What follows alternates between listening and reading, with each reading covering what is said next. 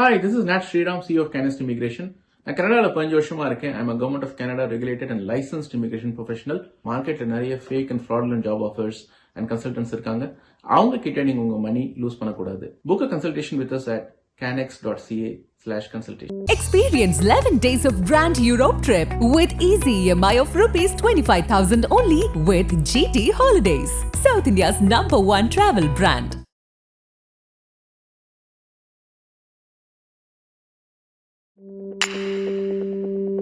Chai with Chitra.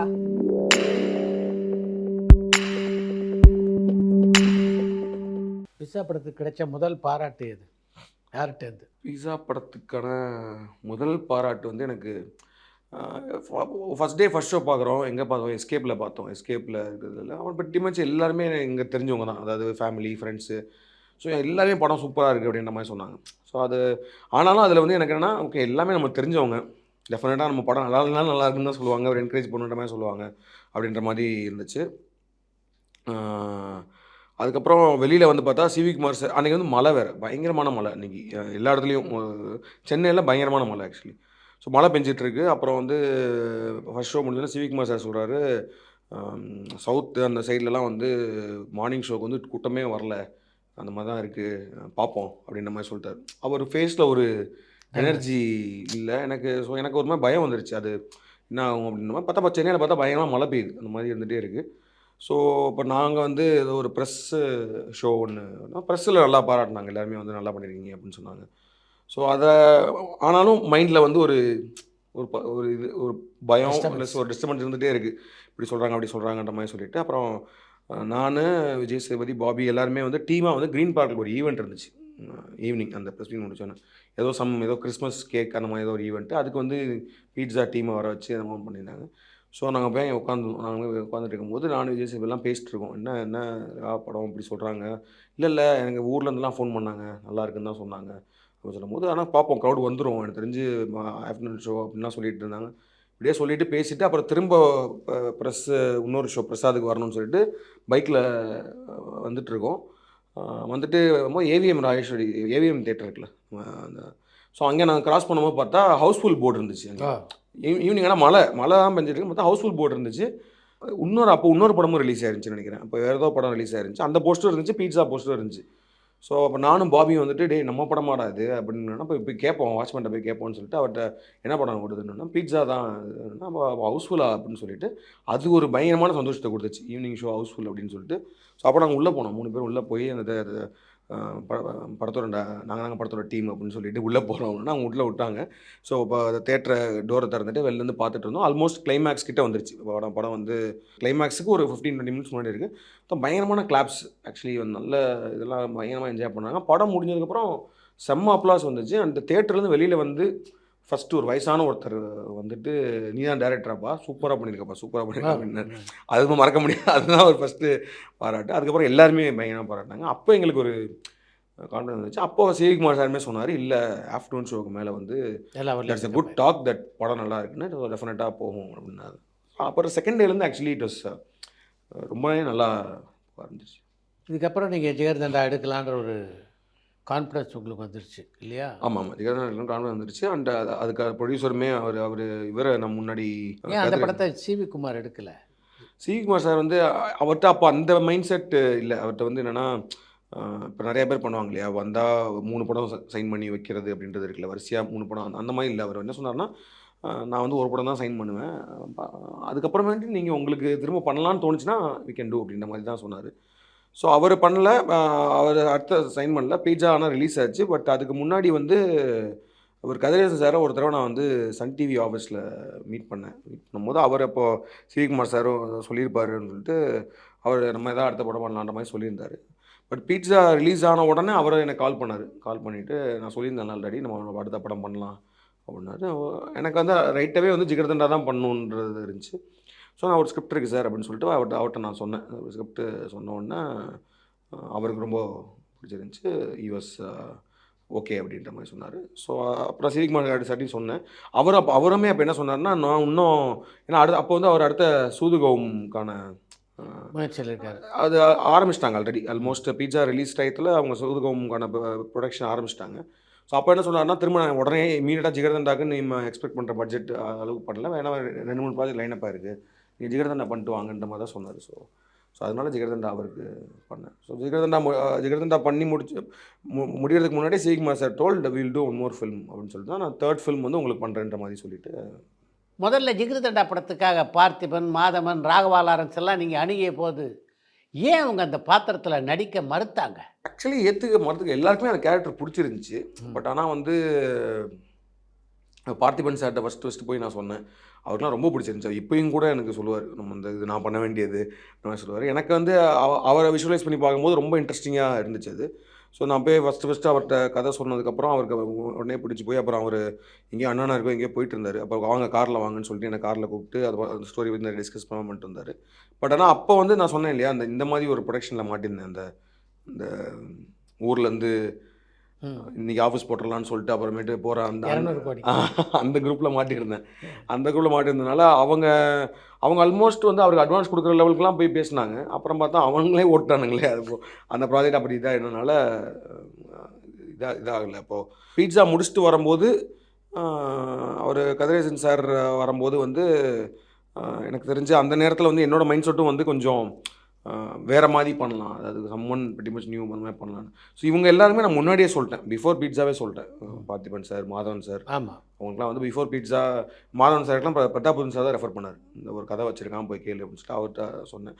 எல்லாருக்குமே பிடிச்சிருந்துச்சி, பண்ணலான்ற மாதிரி தான் சொல்லியிருந்தாங்க. பட் ஆனால் அந்த நேரத்தில் ப்ரொடியூசர் கிடைக்காதனால ஒரு இதாகலை. ஸோ இங்கே வரும்போது நான் வரும்போதே அந்த ஐடியாவில் தான் வந்தேன், பாபி வச்சு போகலாம் அப்படின்ற மாதிரி சொன்னேன். அப்போ நடுவில் கொஞ்சம் வேறு 2-3 லாரன்ஸ் சார்லாம் அப்போ தான் கதிரேசன் சார் சொல்லி தான் போய் லாரன்ஸ் சார்ட்ட சொன்னேன். அவருக்கு ஆனால் அது ஏதோ ஒன்று செட் ஆகலை. அந்த நேரத்தில் வந்து அந்த கதை அவருக்கு பிடிச்சிருந்துச்சி. பட் ஆனால் வந்து சில விஷயங்கள் செட் ஆகலைன்னாரு. நான் இல்லை சார் பாபி வச்சே பண்ணிடலான்னு சொல்லி பாபியை வச்சு பண்ணோம். உங்களை ரஜினிகாந்த் கூப்பிட்டு பாராட்டினது பிட்சா திரைப்படத்தின் போதேவா? ஆமாம். அதுவும் மறக்க முடியாத ஒரு மூமெண்ட். ஏன்னா வந்து அது கூட நீங்கள் ரஜினியை சந்திச்சதே இல்லை? சந்திச்சதே கிடையாது.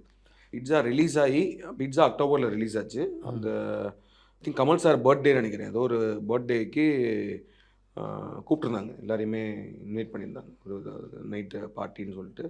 ஸோ இவர் நிக்கில் முருகன் சார் இன்வைட் பண்ணி நாங்களாம் போகிறோம், பார்க்கு இது போகிறோம். ஸோ நாங்கள் அப்போ தான் வந்து வண்டியை நிப்பாட்டுறோம். பார்த்தா அப்போ வந்து இவர் கார் கிளம்பிடுச்சு, தலைவர் வந்து பார்த்துட்டு கார் கிளம்பிடுச்சுன்ற மாதிரி சொன்னாங்க. ஐயோ பார்த்துக்கலாமேன்ற மாதிரி ஒரு ஃபீல் பண்ணிட்டு இருந்தோம்.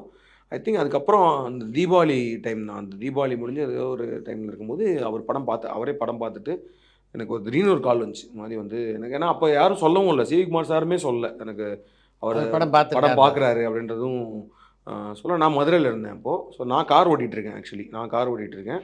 என் ஒய்ஃப் வந்து பக்கத்தில் உட்காந்துருக்காங்க, பின்னாடி வந்து பாபி இருக்கான் மதுரையில்.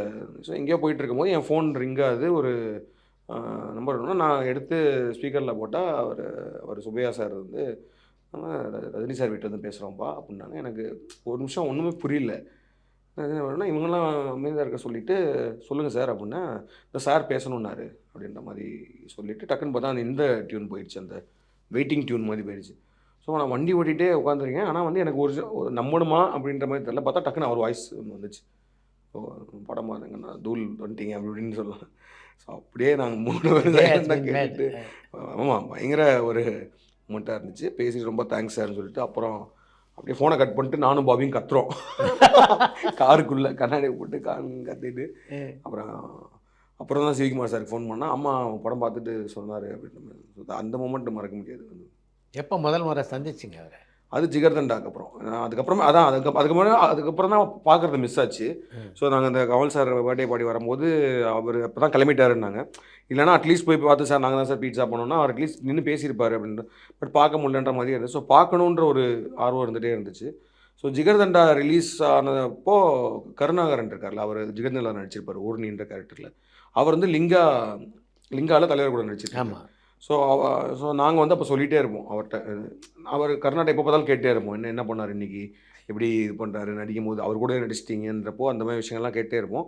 இப்போ படம் ரிலீஸ் ஆனப்போ நான் வந்து சொல்லிட்டே இருந்தேன், அவரை படம் பார்க்க சொல்லுங்கள். கருணாவும் ஒரு தடவை போய் சொல்லியிருக்காரு போல். அவர் நான் பார்த்துட்டு சொல்கிறேன் அப்படின்ற மாதிரி சொல்லிகிட்டே இருந்துட்டு.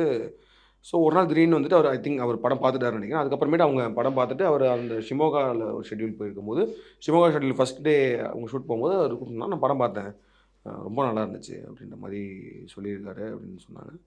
சொன்ன உடனே கர்நாடகா சொன்னார் படம் பார்த்துட்டாரு நல்லா இருக்குன்னு சொன்னோன்னா, நான் வந்து பார்க்கலாமான்னு மட்டும் கேளுங்க அப்படின்னு சொன்னோன்னே அவர் கேட்டார்.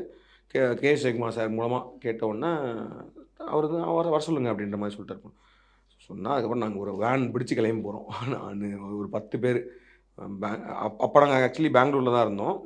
பெங்களூரில் இருக்கும்போது இந்த ஃபோன் வந்துச்சு, வர சொல்லிட்டாங்க அப்படின்னு சொன்னோன்னா, அங்கேருந்து ஷிமோகா கிட்டக்க தான், பட் ஆனால் கார்லேயே போயிடலாம்னு சொல்லிட்டு ஒரு காரு, ஒரு இது மாதிரி ஒரு வேன் மாதிரி ஒன்று எடுத்துகிட்டு எல்லாம் ஷிமோகா போய் அவரை ஃபஸ்ட் டைம் அங்கே தான் மீட் பண்ணேன். ஒரு இதில் எப்படி இருந்தது அந்த சந்திப்பு? ஐயோ அது மாதிரி அது ஏன்னா அது எப்படி இருந்துச்சுன்னா, நாங்கள் போயிட்டோம் ஈவினிங் அந்த ஹோட்டலுக்கு போயிட்டோம். அந்த ஹோட்டலுக்கு போய் பார்த்தா பயங்கரமாக இருக்குது. ஏன்னா வந்து அங்கே பார்த்தா வெளியில் அவ்வளோ கூட்டம் இருக்குது ஆல்ரெடி. ஏன்னா அவர் அந்த ஹோட்டல்லாம் தங்கியிருக்காங்க. அங்கே ஷூட்டுன்றப்பே அங்கே க்ரௌட்லாம் நிறைய பேர் இருப்பாங்கள்ல. அந்த ஹோட்டலுக்கு வெளியில் ஆப்போசிட்டில் ஒரு டென்ட் மாதிரிலாம் ஒருத்தர் போட்டு அவரோட ஃபேன்ஸு அங்கே தே ஆர் வெயிட்டிங். ஓகே, அவர் போகிறது வரது பார்க்கணுன்றதுக்காக அவங்க ஜாலியாக வெயிட் பண்ணிட்டுருக்காங்க. அங்கே ஒரு டென்ட்லாம் போட்டு ஒருத்தர் உட்காந்துருக்காங்க. வெளியில் ஒரு கூட்டம் இருக்குது இந்த மாதிரி. அப்போ தான் நாங்கள் அந்த ஹோட்டலுக்குள்ளே போகிறோம். அந்த ஹோட்டல்லேயே நாங்கள் ரூம் போட்டிருந்தோம். கருணா மூலமாக ரூம் போட்டுட்டு நான், கருணா, பாபி, கே சிவகுமார் சாரை மீட் பண்ணோன்னா அவர் சொன்னார், நான் ஒன்றும் படம் பார்க்கலப்பா, பட் ஆனால் அவருக்கு ரொம்ப பிடிச்சிருக்கு அப்படின்னு சொல்லிட்டு நீங்கள் பார்க்கணுன்னு சொன்னீங்களா, இருங்க அப்படின்னு சொல்லிட்டு அந்த ஃபோன் ஒன்று பண்ணார். ஐ திங்க் வந்திருக்காங்க, பசங்க வந்திருக்காங்க, பார்க்கணுமா அனுப்பிச்சுன்னா சரி ஓகே அனுப்பிச்சி விட்றேன்னு சொல்லி ஃபோனை வச்சுட்டு போங்கப்பா ஏதோ ரூம் நம்பர் சொன்னார். சரி 702 போயிருங்க அப்படின்னு. அப்படின்னா எனக்கு ஒரு மாதிரி டக்குன்னு, ஏன்னா அந்த மொமெண்ட் வந்துருச்சுல, நம்ம அவ்வளோ நேரம் வந்து பார்க்க போகிறோம், அது பட் போங்க 702 போயிருங்க அப்படின்ற மாதிரி சொல்லிட்டாரு. சரின்னு சொல்லிட்டு நான் போகிறேன். போய் அப்புறம் மற்ற பசங்களாம் வேறு வந்திருக்காங்கல்ல, அவங்களாம் வந்து வெயிட் பண்ணுங்கள், நான் அவர்கிட்ட போய் கேட்டுட்டு சொன்னதுக்கப்புறமே நீங்கள் வாங்க அப்படின்னு சொல்லிட்டு நானும் பாபி மட்டும் ஃபஸ்ட்டு போகிறோம். போய் பார்த்தா அந்த 702 இருந்துச்சு. போய் பெல் அடிக்கிறேன். நான் நினச்சேன் அவர் யாராவது ஒரு அசிஸ்டன்ட் யாராவது ஒருத்தவங்க வந்துட்டு வந்து வெயிட் பண்ண சொல்லுவாங்கன்னு. பார்த்தா அவரே கதவை தந்தார். கதவை தந்துட்டு வாங்க வாங்க வாங்க ஒரு கேஷுவலாக ஒரு லுங்கி ஒரு பனியன் அதை போட்டிருந்தார். எனக்கு ஒரு செகண்ட் அப்படியே பார்த்து நின்றுட்டு இருந்தேன். அவரானா அதுக்கப்புறம் உள்ளே கூப்பிட்டு ரொம்ப நம்மளை என்ன சொல்கிறது, நான் அவரை மீட் பண்ணாலே ஒரு பயங்கரமான ஒரு பாசிட்டிவ் வந்துடும். டக்குன்னு பயங்கரமாக பேச ஆரம்பிச்சார். ஜிகர்தண்டா படத்தை பற்றி அப்படியே பேச ஆரம்பித்தார். ஸோ நாங்கள் அந்த பிரமிப்புலேருந்து வரவே இல்லை. கொஞ்சம் நேரம் அப்படியே திரும்ப நாங்கள் வார்த்தை பேசுறதுக்கு கொஞ்சம் நேரம் ஆச்சு. அப்புறம் எல்லாம் பேசி எதுவும் பண்ணி அப்புறம் அடுத்த நாள் வந்து பார்த்தா லக்கிலி அவருக்கு அடுத்த நாள் ஷூட் இல்லை, அவருக்கு அன்றைக்கி பிரேக் அப்படின்ற மாதிரி இருந்துச்சு. அண்ட் அவர் யாரோ ஒருத்தங்களை மீட் பண்ண போக வேண்டியதாக இருந்தது. பட் ஆனால் ஸோ நான் என்ன ஆச்சுன்னா, இதெல்லாம் நான் பேசி முடிச்சுட்டு அப்புறம் என்னோடய டீம்லாம் இருக்காங்க சார், அவங்களாம் ஃபோட்டோ எடுக்கணும்னு சொன்னோன்னா அவங்களையும் வர சொன்னார். வர சொல்லி எல்லாம் ஃபோட்டோலாம் எடுத்துட்டு அன்றைக்கி வந்துட்டோம். அன்றைக்கி வந்துட்டு எல்லாம் பயங்கர சந்தோஷம். அங்கே ரூமில் ஃபுல் பார்ட்டி தான் பண்ணிட்டு வந்தோம், எல்லாம் பார்த்தாச்சு அவர். ஆனால் நான் வந்து ஏதோ ஒரு நோட் புக் மாதிரி ஒன்று வாங்கிட்டு அதில் ஒரு ஆட்டோகிராஃப் ஒன்று வாங்கணும் அப்படின்ற மாதிரி எடுத்துகிட்டு போயிருந்தேன். அதை கொடுக்க மறந்துட்டேன், வாங்க மறந்துட்டேன், எடுத்துகிட்டு போக மறந்துட்டேன். அப்போது அவர்கிட்ட அங்கே ஒரு மேனேஜர் ஒரு பையன், எனக்கு தெரிஞ்ச பையன் தான். அவன்கிட்ட சொன்னேன், இந்த அட்லீஸ்ட் அவர் நாளைக்கு ஷூட்டிங் கிளம்புறதுக்கு முன்னாடி இந்த இதை மட்டும் சைன் பண்ண மாதிரி வைக்கணும் அப்படின்னு. சார் நான் கேட்குறேன் அவர்கிட்ட அப்படின்னு சொன்னார். பார்த்தா அடுத்த நாள் என்ன சொன்னார், இல்லை அவர் ஃப்ரீயாக தான் இருக்காரா, அவங்கள வர சொன்னாருன்னு சொல்லிட்டார். ஸோ அடுத்த 2வது நாள் காலையில் பார்த்தா அவர் ஃப்ரீயாக இருந்தார் ஆக்சுவலி. அதாவது அவர் ஷூட் இல்லை, அவர் ஸோ அன்றைக்கி வந்து கிட்டத்தட்ட ஒரு 1 மணி நேரம் உட்காந்து பேசினேன், நானும் அவர் மட்டும் உட்காந்து. ஸோ அந்த மூமெண்ட்லாம் மறக்க முடியாது. அப்போ வந்து எனக்கு என்னென்னா, நான் கேட்க வேண்டிய நினச்சது எல்லாமே பேசினேன் நிறையா. That conversation was very very ஒரு கோல்டன் கான்வர்சேஷன் எனக்கு. என்ன அவர்கிட்ட முக்கியமாக கேட்கணும்னு நினச்சிருந்தீங்க நீங்கள்? ஜென்ரலாக எல்லாத்த பற்றியும், அவரோட படங்கள், அவருக்கு அந்த ஸ்டைலோ அவர் பர்ஃபார்மன்ஸ் என்ன வருது, அவருமே ரேண்டமாக எல்லாமே சொன்னார். அவரோட ஃபேமிலி அந்த இதுலேருந்து வந்து அவரோட ஸ்பிரிச்சுவல் ட்ரிப்பு பற்றி எல்லாம் சொன்னார். அப்புறம் ஈவன் தளபதியை பற்றி நிறையா பேசினேன். ஏன்னா தளபதி எனக்கு வந்து பயங்கர ஃபேவரட்டான ஒரு ஃபில்ம், எத்தனையோ. ஸோ அதை பற்றிலாம் பேசிட்டு அவர் சொன்னார், ஆமாம் இப்போ இருக்க ஜென்ரேஷன் பசங்களுக்கு நிறையா தளபதி பிடிக்குது அப்படின்னு. அதை பற்றி தான் நிறையா பிடிச்சிருக்கு. ஆனால் அப்போ வந்து எல்லோரும் பயங்கர அண்ணாமலை பாஷா தான் பயங்கரமாக கொண்டாடினாங்க சார். அண்ணாமலை பாஷாமே நாங்கள் கொண்டாடினது தான் சார். பட் தளபதி ஏதோ ஒரு ஸ்பெஷல் இது இருக்குது. ஆமாம் இப்போ இருக்க நிறையா பர்சன் வந்து தளபதி சொல்லியிருக்காங்க அப்படின்ற மாதிரி சொல்லிட்டு அதெல்லாம் கேட்டுட்டு இருந்தேன். அந்த பெர்ஃபார்மன்ஸ் எல்லாம் என்ன பண்ணீங்க, அதெல்லாம் அது சொன்னார். அது அந்த அவர் அந்த ஒரு மேடையில் சொன்னார்ல, அதெல்லாம் சொல்லியிருக்காரு. அந்த இப்போ சொன்னார்ல, அந்த ஒரு பொன்னியின் செல்வன் ஆடியோ லான்ச் அப்போ ஒரு தலைவர் மேடையில் சொன்னார்ல, ஒரு ஃபைட்டு இதை அடிக்கணும், அதுக்கு எதுக்கு இவ்வளோ சொல்கிறீங்கன்ற மாதிரி அதெல்லாம் நிறையா ரொம்ப ஜாலியாக பேசினார். நிறையா சொன்னார். அப்போ தான் வந்து அவர் கேஷுவலாக சொன்னார். நான் இப்போ இந்த கேரக்டரை பற்றி அசால்ஸ் இதை பற்றி சொன்னார். சொல்லும்போது நான் சொன்னேன், சார் அதெல்லாம் வந்து உங்களை மைண்டில் வச்சு தான் சார் பண்ணது, பரட்டை அந்த மாதிரி ஒரு வில்லனிசம் அப்படின்னாலே நீங்கள் நீங்கள் சேது கேரக்டர் பண்ணது, அப்போ நீங்கள் என்கிட்டே கேட்டுருக்கலாமே அப்படின்ற மாதிரி சொன்னார். நான் வந்து அது சார் அது இப்படி சார் அப்படின்னா, இல்லை நான் நீங்கள் எதாவது அடுத்த எதாவது நல்ல கதை தான் கொண்டு வாங்க அப்படின்னாரு. அப்போவே அப்போ சொன்னார். நான் ஆனால் அதை எப்படி நினச்சேன்னா, சரி ஒரு பையன் புது டைரக்ட் பண்ணுற Formality. பையன் அவனை என்கரேஜ் பண்ணுறதுக்காக ஒரு வார்த்தை சொல்கிறாருன்னு தான் நான் நினச்சேன். ஏன்னா வந்து அவர் எப்படி பண்ணுவார் அப்படின்ற அந்த ஏன்னா வந்து அப்போ வந்து லிங்கா பண்ணிட்டு இருக்காரு. இப்போ அடுத்த மேபி அவர் சங்கர் சார், மணி சார், இவ்வளோ பெரிய பெரிய டேரக்டர்ஸ்லாம் இருக்காங்க. ஸோ அதனால் அவர் என்கரேஜ்மெண்ட்டுக்காக சொல்கிறார். அந்த வார்த்தையே எனக்கு போதுமானதாக இருந்துச்சு.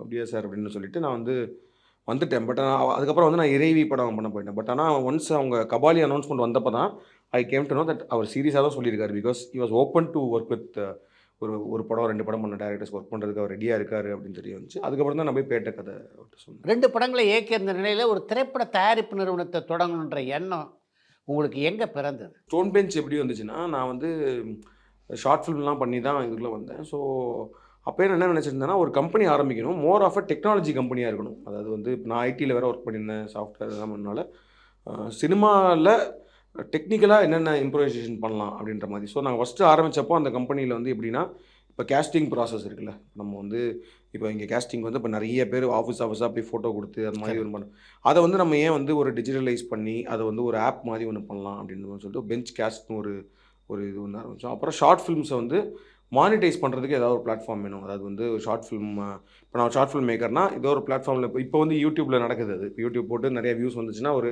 மானிட்டைசேஷன் வருது. பட் ஷார்ட் ஃபிலிம் ஸ்பெசிஃபிக்காக ஒன்று பண்ணணும்னு சொல்லிட்டு பெஞ்ச் ஃப்ளிக்ஸ்னு ஒன்று பண்ணோம்.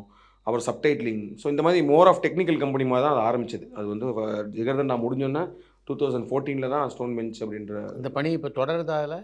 அது அது அதான் அது எல்லாமே வந்து ஒரு எங்களுக்கு ஒரு அடியாயிடுச்சு. அதாவது வந்து ஒரு மானிட்டரியாக இட் வாஸ் நாட் வெரி ப்ராஃபிட்டபுளாக நிறைய லாஸஸ் ஸ்டார்டட் டு இன்கர்.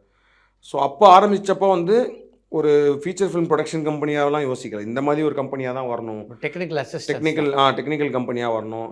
ஸ்லோவாக வந்து இப்போ ப்ரொடக்ஷனே நம்மளுக்கு இங்கே வந்து ஒரு ப்ராப்பரான சாஃப்ட்வேர் இல்லை. ஆமாம், இப்போ நம்ம மோர் ஆஃப் வந்து எல்லாமே எக்ஸல் ஷீட்டு இப்போ வந்து எழுதி தானே இது பண்ணுறோம். இப்போ நம்ம ஒரு software that will control the entire production. அதாவது வந்து நம்ம இப்போ ஒரு என்ட்ரி கொடுத்தோம்னா வந்து அந்த ப்ரொடக்ஷன் மேனேஜர்ஸ்க்கு என்னென்ன விஷயன்றது போகும், ஸ்டண்ட் டிபார்ட்மெண்ட்டுக்கு என்னென்ன ரெக்குயர்மெண்ட்ஸ்னு போகும். மோர் ஆஃப் ஒரு அந்த மாதிரி இப்போ நிறைய சாஃப்ட்வேர் வந்து வர ஆரம்பிச்சிருச்சு. ஸோ அப்போ நாங்கள் நிறைய அந்த மாதிரி யோசித்தோம். அப்புறம் அந்த ஷார்ட் ஃபில்ம் மானிட்டைசேஷனுக்கு யோசித்தோம். கேஸ்டிங் ப்ராசஸை வந்து டிஜிட்டலைஸ் பண்ணணும் அப்படின்ற மாதிரிலாம் யோசித்தோம். ஸோ அப்படி தான் ஆரம்பித்து அந்த கம்பெனி ஒரு ஃபியூ இயர்ஸ் போயிட்டு இருந்துச்சு. அதே மாதிரி ஷார்ட் ஃபில்ம் மானிட்டைசேஷன் பண்ணணுன்றதுக்காக ஒரு ஆந்தாலஜின்ற கான்செப்டில் ஒரு 6 ஷார்ட் ஃபில்ம் வச்சு தியேட்டர்கள் ரிலீஸ் பண்ணணும் அப்படின்ற மாதிரி பண்ணி தான் நாங்கள் ஒரு 2 படங்கள் தியேட்டர்கள் ரிலீஸ் பண்ணோம். அவியல் ஒன்று பண்ணோம், பெஞ்ச் டாக்கீஸ்னு ஒன்று பண்ணோம். ஸோ பட் ஆனால் அதெல்லாம் வந்து ஒரு மானிட்டைசேஷனாக ஒன்றும் பெருசாக நம்மளுக்கு வரல. பட் இது எங்கே போகுது அப்படின்ற மாதிரி, ஏன்னா கம்பெனியில் இவ்வளோ பேர் இருக்காங்கன்னு சொல்லும் போது, ஸோ அப்போ ஆப்வியஸாக நம்ம வந்து ஒரு ப்ரொடக்ஷனுக்குள்ளே வந்தாகணும் அப்படின்ற ஒரு இது வந்துச்சு. நான் அப்போ தான் வந்து ஒரு கம்பெனியாக பண்ணணும். ஆனால் அப்பயுமே எனக்கு என்ன இருந்துச்சுன்னா, ஓகே நம்ம ப்ரொடியூஸ் பண்ணாலும் வந்து என்ன மாதிரி கண்டென்ட்லாம் ப்ரொடியூஸ் பண்ணணும் அதெல்லாம் பண்ணிவிட்டு, பட் ஆனால் அதுக்கு வந்து பெரிய ஃபண்டிங் நம்மளுக்கு தேவை. ஸோ அது இப்போ இல்லை. ப்ளஸ் இந்த மாதிரி வந்து இன்ட்ரெஸ்ட்டுக்கு பணம் வாங்கி பண்ணக்கூடாதுன்றதில் நான் ரொம்ப எங்கள் கம்பெனியாகவே தெளிவாக தான் இருந்தோம். நம்ம வந்து வாங்கிட்டு ஒரு பணம் போட்டுட்டு பண்ண வேணாம். பிகாஸ் ஏதாவது ஒன்று நடந்துச்சுன்னா, because every one has left the job and come year, அது வந்து ஒரு எல்லாருக்கும் பிரச்சனை ஒரு மோர் ஆஃப் ஒரு இன்வெஸ்ட்மெண்ட் மாடலில் ஒன்று பண்ணணும் அப்படின்னு. ஸோ அப்போ luckily we got two investors.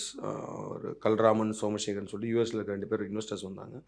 அவங்க வந்து எங்கள் படங்கள்லாம் பார்த்து எனக்கு என்ன பண்ணுதுன்னா, அந்த கம்பெனியுமே ரொம்ப நாங்கள் பண்ணிகிட்டு இருக்க விஷயங்கள்லாம் அது வரைக்கும் பண்ணிவிட்டு, ஓகே நீங்கள் ஃபிலிம் ப்ரொடக்ஷனுக்குள்ளே இறங்குங்கன்னு சொல்லிட்டு அவங்க கொஞ்சம் பணம் இன்வெஸ்ட் பண்ணி அதில் தான் நாங்கள் மேயாதமான்லேருந்து ஸ்டார்ட் பண்ணி இப்போ ப்ரொடக்ஷன் வைஸ் இப்போ வந்து ஒரு ஃபுல் ஃப்ளெஜ் ப்ரொடக்ஷன் ஹவுஸாக we are doing lot of films, series எல்லாமே பண்ணி போய்ட்டுருக்கோம். உங்களுடைய கனவு கதாநாயகனான ரஜினிகாந்தை நீங்கள் இயக்கிய படம் பேட்டை. அந்த படத்தினுடைய முதல் நாள் படப்பிடிப்பு நினைவில் இருக்கா? கண்டிப்பாக இருக்குது. ஏன்னா அது அது அது அந்த ஷூட்டிங் வந்து டார்ஜிலிங்கில் நடக்குது. டார்ஜிலிங் தான் ஃபஸ்ட் ஷெட்யூலு. ஸோ ஷூட்டிங்க்கு மொதல் நாள் வந்து போயிட்டு அந்த காலேஜுக்கு வெளியெல்லாம் என்னென்ன சீன் எடுக்க போகிறான்னு பேசி நான் திருசாலாம் பேசிட்டே இருக்கும்போது எனக்குள்ளே என்னென்னா,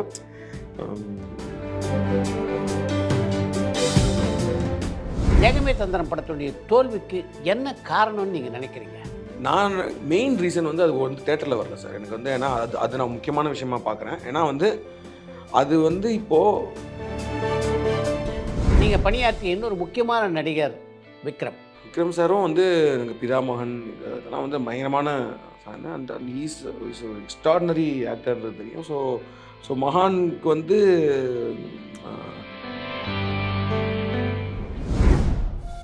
சினிமா செய்திகள், நட்சத்திரங்களின் பேட்டிகள், சினிமா வரலாறு ஆகியவற்றை பார்க்கவும் படிக்கவும் உங்களுக்கான இணையதளம் tourantalkies.co.